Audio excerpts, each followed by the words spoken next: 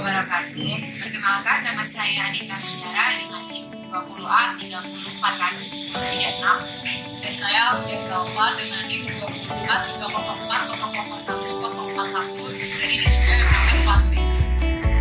Kami dari kelompok 6 mengajarkan manajemen bisnis ini tadi menjelaskan tentang manajemen sumber daya manusia dengan penutupan yang akan disambung dengan salah satu teman kami kelompok yang sekarang tidak hadir di sini.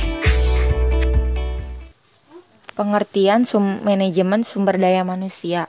Manajemen sumber daya manusia disingkat MSDM adalah suatu ilmu atau cara bagaimana mengatur hubungan dan peranan sumber daya yang dimiliki oleh individu secara efisien dan efektif serta dapat digunakan secara maksimal sehingga tercapai tujuan bersama perusahaan, karyawan, dan masyarakat menjadi maksimal. MSDM didasari pada suatu konsep bahwa setiap karyawan adalah manusia, bukan mesin, dan bukan semata menjadi sumber daya bisnis. Kajian MSDM menggabungkan beberapa bidang ilmu psikologi, sosiologi, dan lain-lain. Manajemen sumber daya manusia juga menyangkut desain dan implementasi sistem, perencanaan, penyusunan karyawan, pengembangan karyawan, pengelolaan karir, evaluasi kinerja, kompensasi karyawan, dan hubungan ketenaga kerjaan yang baik. Manajemen sumber daya manusia melibatkan semua keputusan dan praktik manajemen yang memengaruhi secara langsung sumber daya manusianya. Fungsi manajemen sumber daya manusia, perencanaan.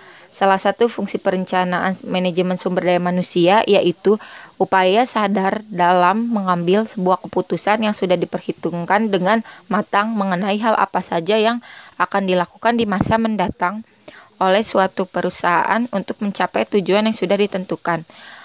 Rekrutmen. Schermerhorn menyatakan bahwa rekrutmen ini merupakan suatu proses dalam penarikan kandidat bermutu untuk mengisi posisi-posisi yang kosong.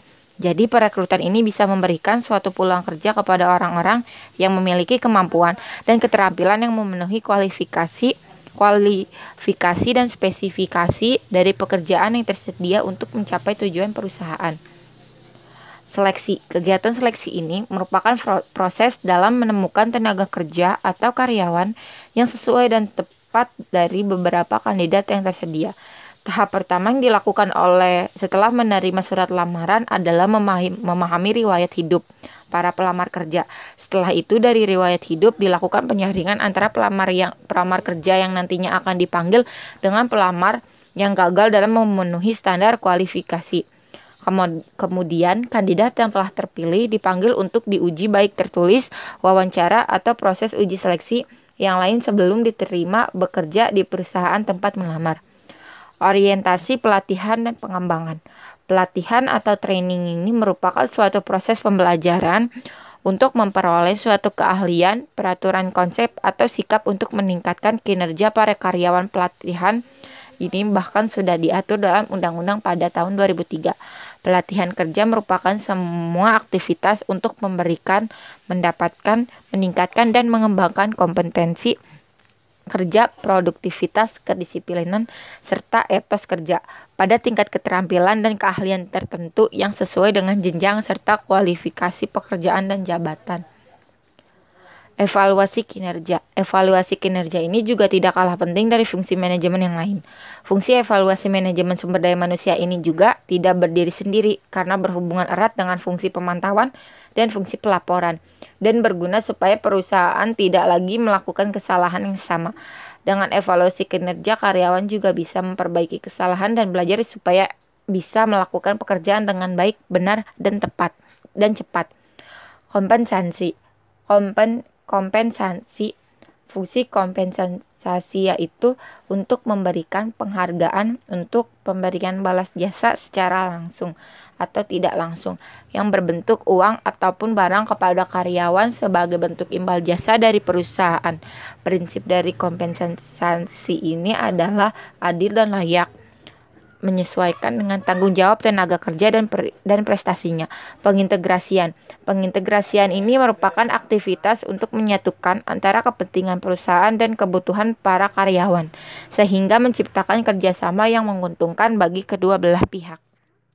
Pemeliharaan. Fungsi pemeliharaan ini merupakan aktivitas untuk memelihara atau bahkan meningkatkan kondisi mental, fisik, dan loyalitas pekerja supaya tercipta adanya kerjasama yang panjang. Pemberhentian. Manajemen sumber daya juga mengatur pemberhentian atau pemutusan hubungan kerja (PHK) yang merupakan pengakhiran suatu hubungan kerja perusahaan dengan tenaga kerja yang disebabkan oleh sesuatu hal yang mengakibatkan hak dan kewajiban berakhir antara pemberi kerja perusahaan dengan karyawan.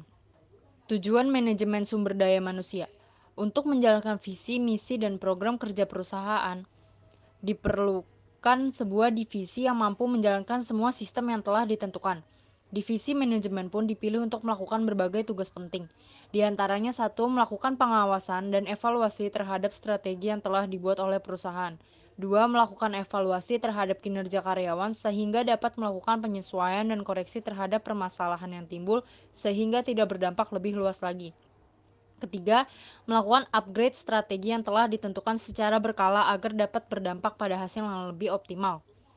Yang keempat, melakukan peninjauan dan menganalisis SWOT perusahaan. Yang kelima, melakukan riset terhadap perkembangan pangsa pasar sehingga dapat selalu melakukan inovasi.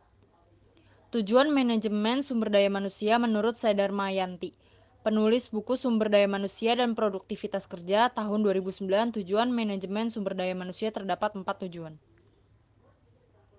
Tujuan sosial. Tujuan ini adalah organisasi bertanggung jawab secara sosial terhadap tantangan dan keperluan yang terjadi di masyarakat, khususnya di ruang lingkup organisasi, dan mengurangi efek dampak negatif atau merugikan yang akan muncul. Tujuan organisasional. Tujuan manajemen sebagai organisasional adalah sasaran-sasaran formal yang disusun guna membantu perusahaan dalam mencapai tujuannya. Tujuan ini mengenalkan bahwa manajemen sumber daya manusia itu ada. Tujuan fungsional. Tujuan manajemen sumber daya manusia selanjutnya adalah tujuan fungsional atau fungsional objektif, yakni untuk mempertahankan kontribusi dan sumber daya manusia di tiap departemen perusahaan yang dibutuhkan. Sumber daya tersebut dipelihara agar memberikan kontribusi yang optimal. Tujuan individu atau tujuan pribadi. Dalam organisasi juga harus diperhatikan oleh setiap manajer, terutama manajemen sumber daya manusia, dan harus diarahkan dengan tujuan organisasi secara keseluruhan. Sasaran manajemen sumber daya manusia. Manajemen sumber daya manusia memiliki kontribusi yang sangat penting dalam kepemimpinan dan menyelesaikan berbagai permasalahan yang timbul dalam sebuah perusahaan. Sasaran yang menjadi fokus manajemen SDM dalam sebuah perusahaan yaitu